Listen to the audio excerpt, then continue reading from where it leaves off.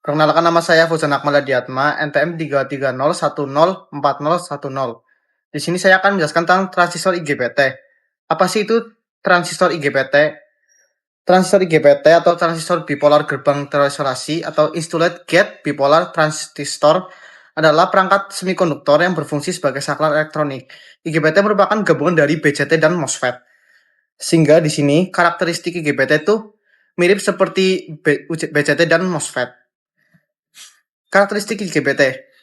IGBT memiliki karakteristik yang sama dengan UJT dan MOSFET, diantaranya kecepatan switching yang tinggi, impedans masukan yang tinggi, sehingga tidak membebani rangkaian pengendalinya.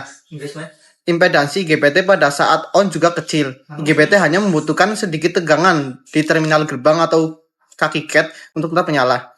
IGBT memiliki kemampuan arus puncak. IGBT juga merupakan piranti searah yang berarti ia hanya dapat mengalihkan arus dalam arah maju, yaitu dari kolektor ke emitor atau kaki tidak seperti MOSFET yang mempunyai kemampuan pengalihan arus dua arah, dikendalikan dalam arah maju dan tidak terkendali dalam arah mundur. Nah, sebagai perangkat pembawa minoritas, IGBT memiliki karakteristik yang konduksi yang unggul dengan mengembangkan kinerja switchingnya.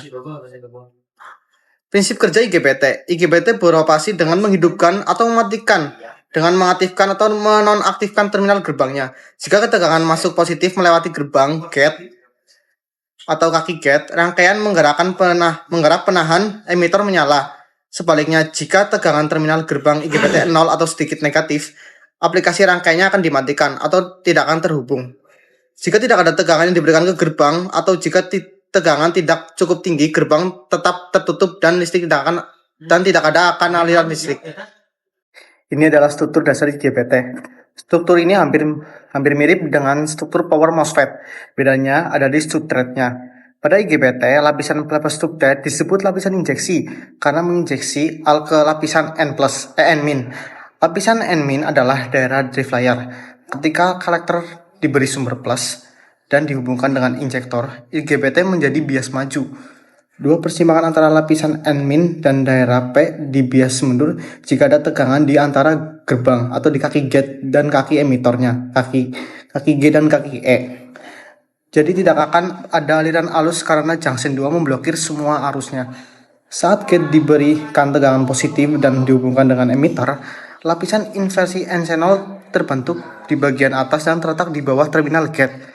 Akan terjadi hubung singkat antara lapisan N- dan N+, sehingga elektron dari N+ emitor mulai mengalir ke daerah lapisan N- drive layer melalui N drive layer channel.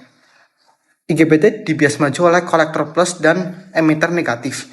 Daerah P+ menginjeksi hold ke N region. Pada lapisan N akan dibanjiri elektron dari lapisan P dan hold dari lapisan P+, menyebabkan densitas keris meningkatkan konduktivitas N+ pada lapisan N- secara signifikan. Nah, dan kali ini adalah kita akan mengaplikasikan transistor IGBT pada rangkaian yang terdiri dari power supply 15 positif dan 35 positif, serta potensioner 2 buah, resistor 1K dan 2K.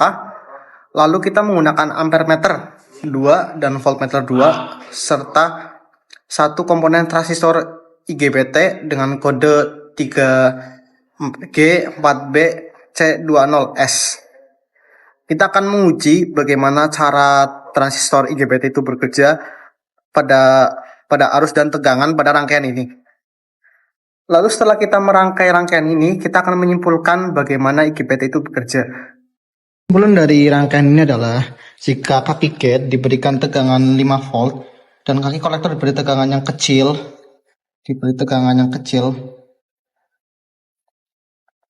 maka tidak ada arus yang mengalir ke kaki kolektor atau arus IC.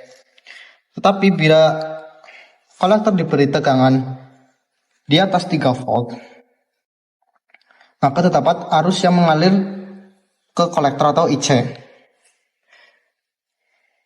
Semakin besar FCF tegangan kolektor emitter, maka akan semakin besar arus yang mengalir ke kolektor atau arus IC.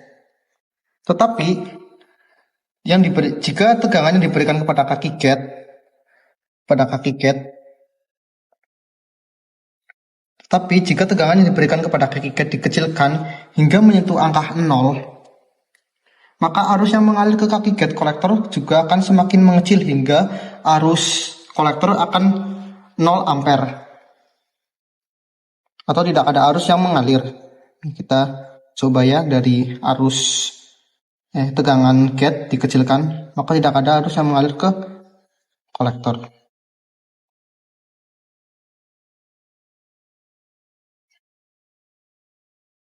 Maka tidak ada arus. Tetapi jika tegangan yang diberikan kepada kaki cat yang dibesarkan dari 5 volt lebih, kita kembalikan kaki cat menjadi 5 volt.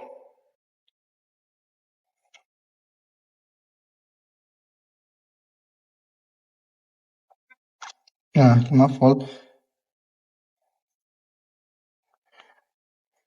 Jika tegangan cat diberikan lebih dari 5 volt, maka arus yang mengalir ke kolektor tidak akan berubah, tetap sama seperti 5 volt.